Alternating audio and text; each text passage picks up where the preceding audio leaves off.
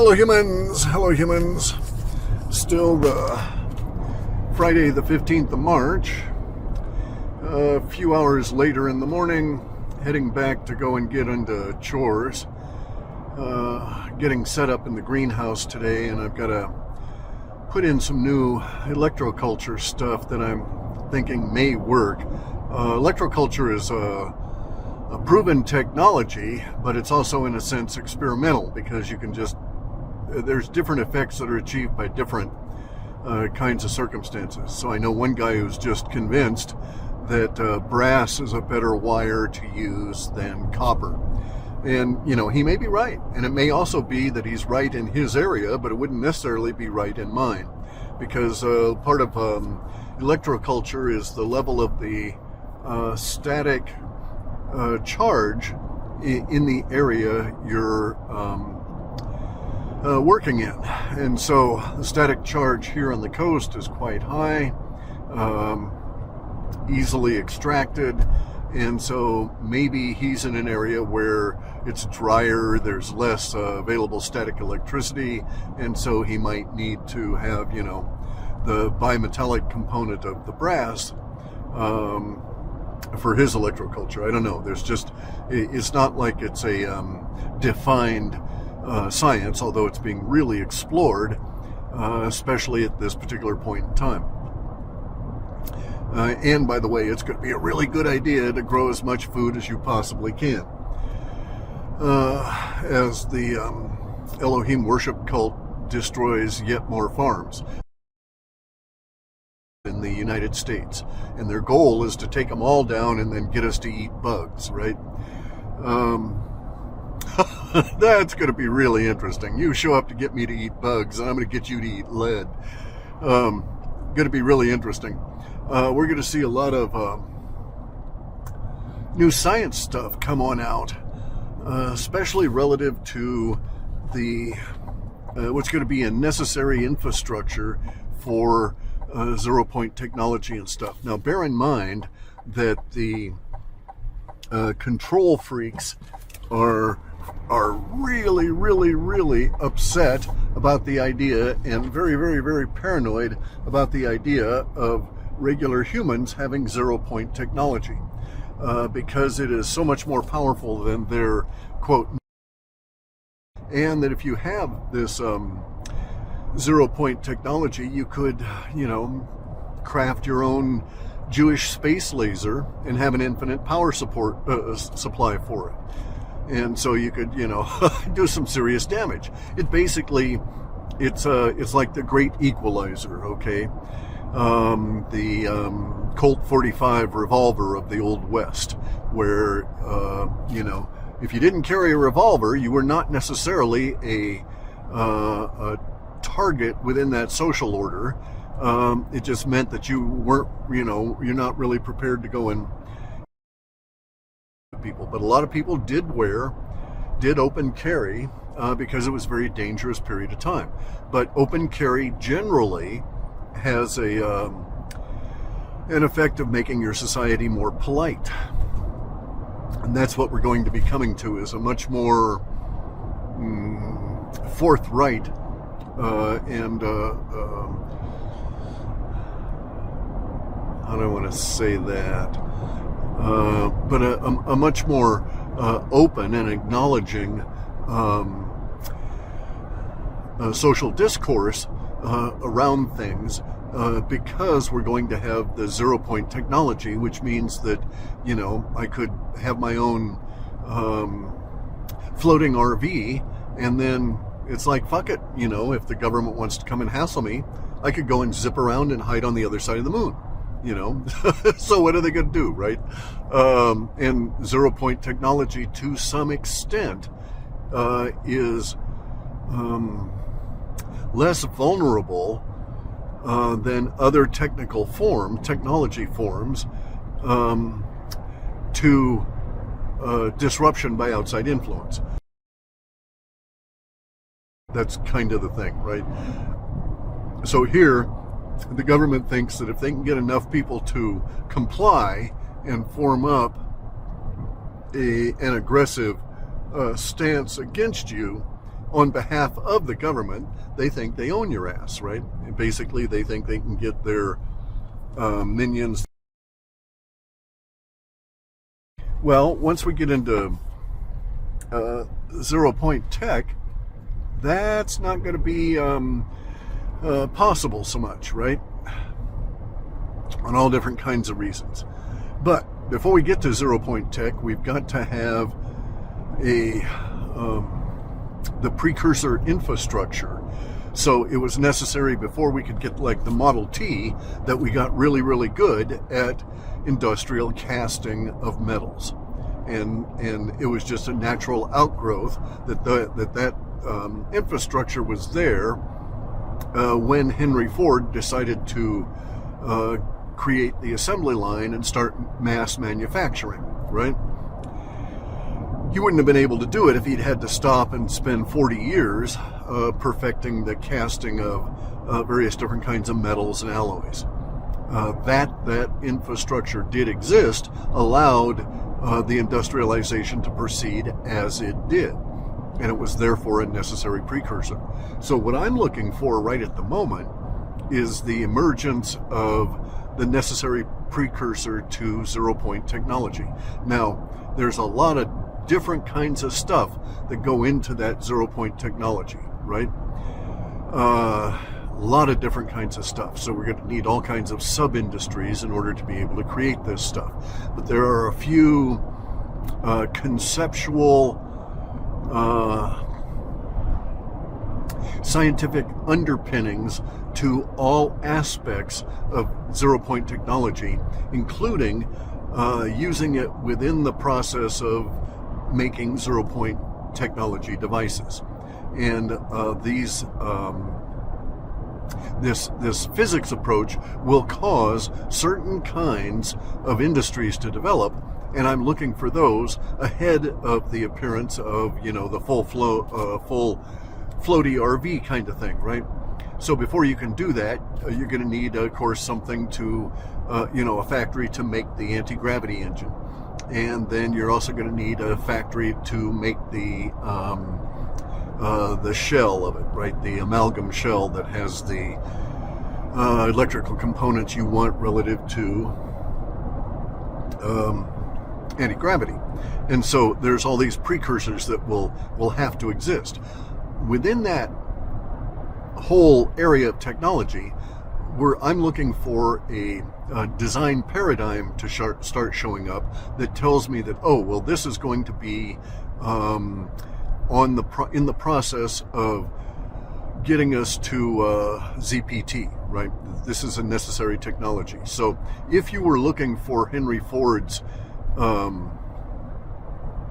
assembly line, sorry, I'm getting distracted watching an eagle up here trying to gain some altitude.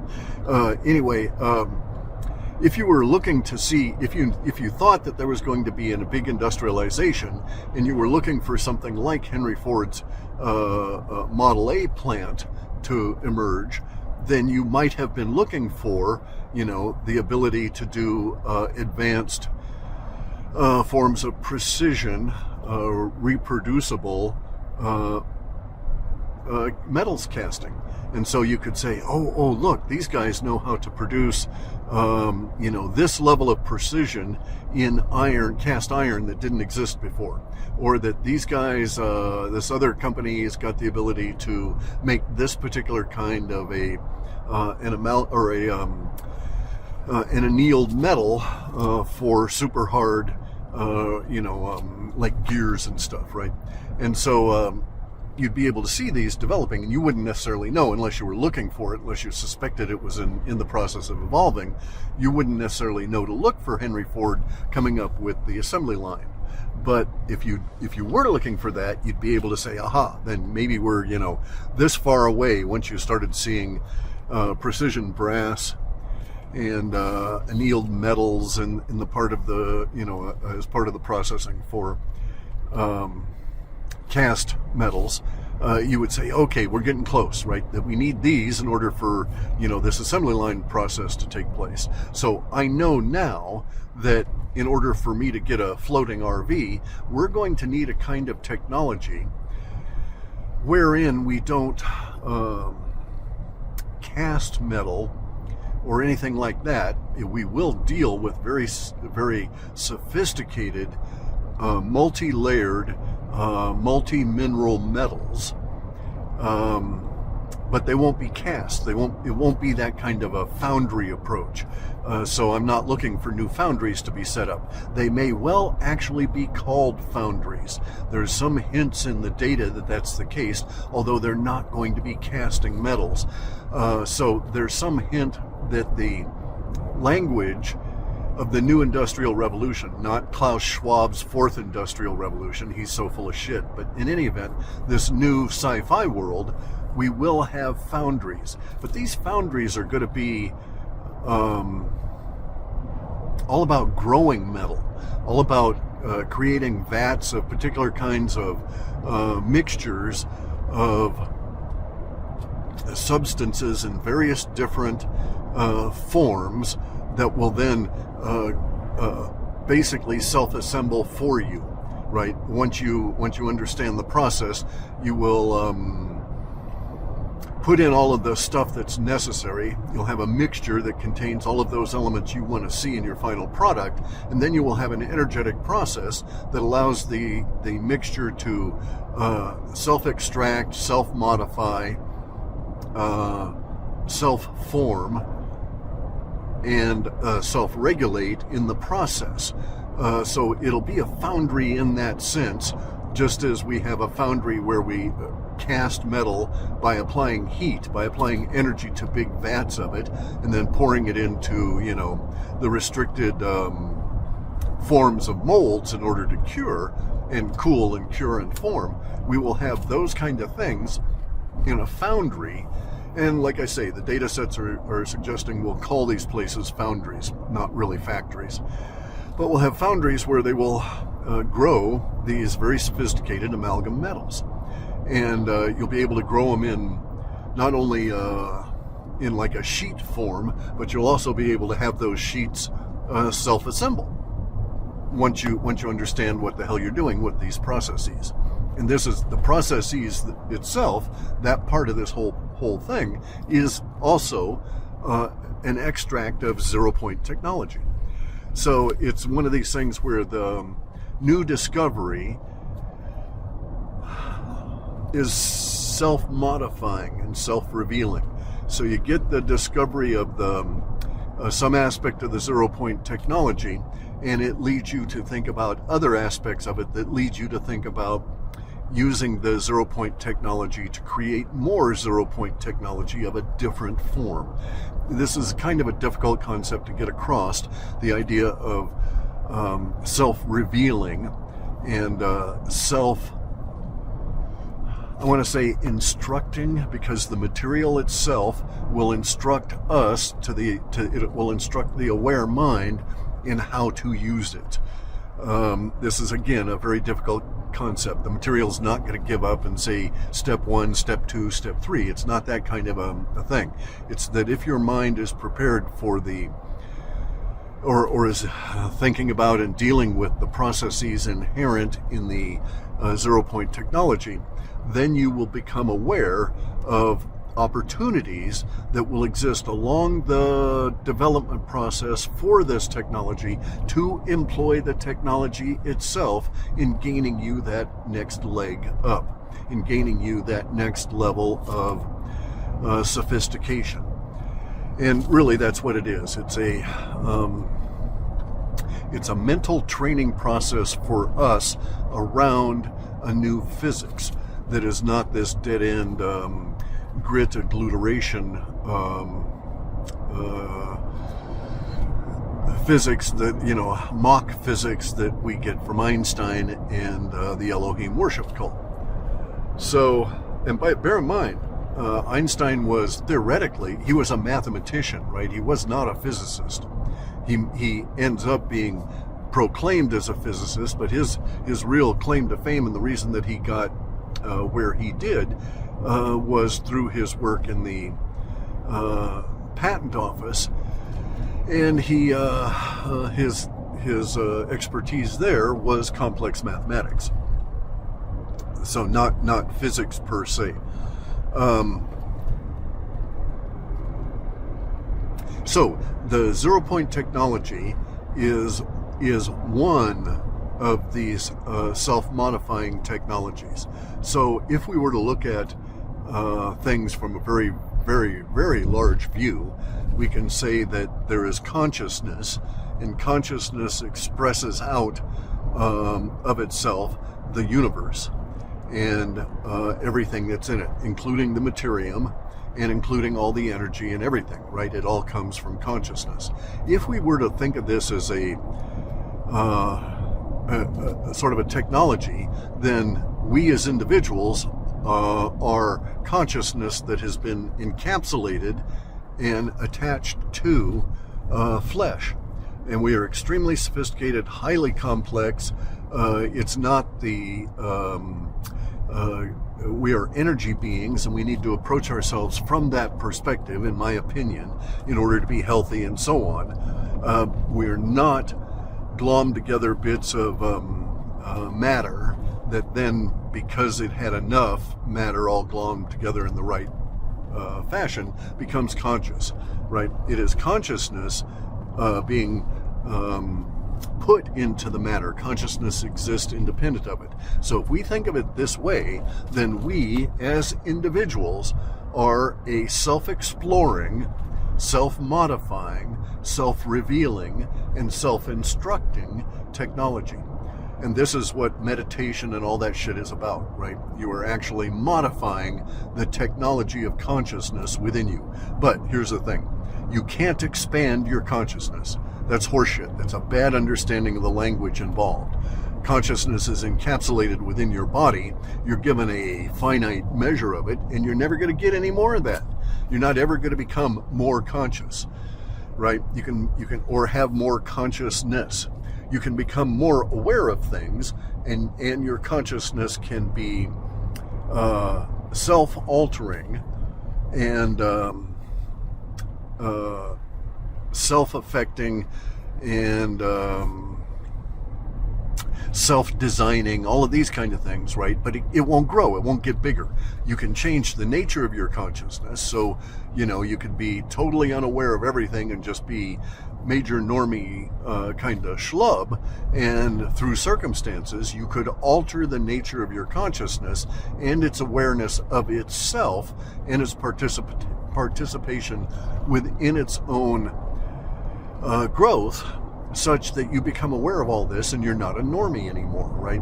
And in that sense, your consciousness has changed and you're aware of a lot more stuff, but no, your consciousness in no way has become larger or bigger or expanded in any aspect of those words.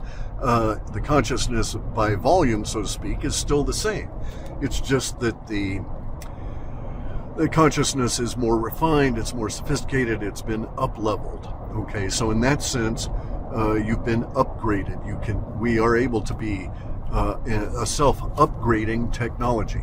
Now, in many different analog to this concept of consciousness altering itself, in many different analogs to that, we have similar resonances within zero-point technology. So you would be able to describe zero-point technology in much the same way that we would describe consciousness. Even though the zero-point technology is not conscious, it will be self-revealing, self-altering in the sense that we'll take things we learned about zero-point technology, and we will then feed them back into our model to create a better model and then get more stuff out of it. So it's very expansive in that sense. So backing up a whole lot, Klaus Schwab's version, his vision of the fourth industrial revolution is basically all about a surveillance state, royalty, and everybody else being serfs, right? I mean, that's the entirety of it. We're actually going to be going into a fourth industrial revolution But this the new industrial state that will emerge from it will be on the order of this ZPT technology, where it will be a self-organizing, right? And because of that, there's all these really huge exponential gains you get from being sharp about what you're dealing with and enfolding everything you learn from each aspect of it into itself in the next aspect that you deal with. And it's sort of like an evolutionary process, but not really, because you take large leaps. So it's not like you make an off-road Jeep, and then the next generation of that off-road Jeep is better because you have incremental better steering knuckles on the wheels, right? And you've just made them harder, better, sharper, more precise, and so on. That's the way we've evolved our technology now. In ZPT technology, what will happen is we'll come up with our off-planet roadster, and in generation 1, but then we'll apply the techniques that we learned in making that generation 1 to the next generation, and we'll eliminate, in the process of doing that, we'll eliminate whole chunks of the foundry process, because we will become very much more sophisticated in what we're after and how to do it and how to use the energy. And so it would be as though you'd had your off-road Jeep, and in one generation it does good, it's the engine is noisy, you've only got 3 speeds forward, all of this kind of thing, because it's your first generation of this stuff. But then in the second generation, instead of just getting that 4th speed, the better steering knuckles that last longer without having to have the wheels aligned, all of that, instead of that, your next generation will be entirely hugely more sophisticated, much more upgraded, because you might have been able to do some of the processes to eliminate the issue of steering entirely, right? To make it self-steering. So you don't even need, steering knuckles on the tires. You may not even need tires, right? Because they would be such a big leap, conceptual leap, through the process. And so we may have a foundry that starts up and it knows how to make and they start making, very sophisticated sheet material, and then they apply some of the ZPT paradigm and approaches, self-revealing approaches, and then so all of a sudden, between one level of process, between one batch and another, they learn something so they use the same amount of energy, maybe even less, and maybe even less materials, and now instead of sheet material, they can get self-forming sheet material, so that you can tell it ahead of it what you want that sheet to actually end up participating in, and it will grow itself to better suit that, right? So it's a very exciting time. This technology upgrade will last 1,000 years if we don't get Einstein, right? If we don't end up with some, Jewish control structure being put over everything, and some asshole with very limited understanding of reality being acclaimed and letting, and then being able to set the standard for it all. So, like I say, it'll be 1,000 years, and it'll be hugely fucking leapfrogging every time.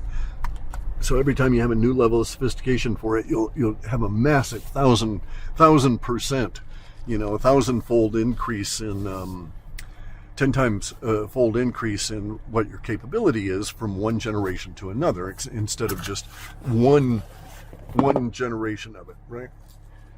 Anyway, so I'm here now, got to do some stuff and get in on the greenhouse. So talk to you guys later.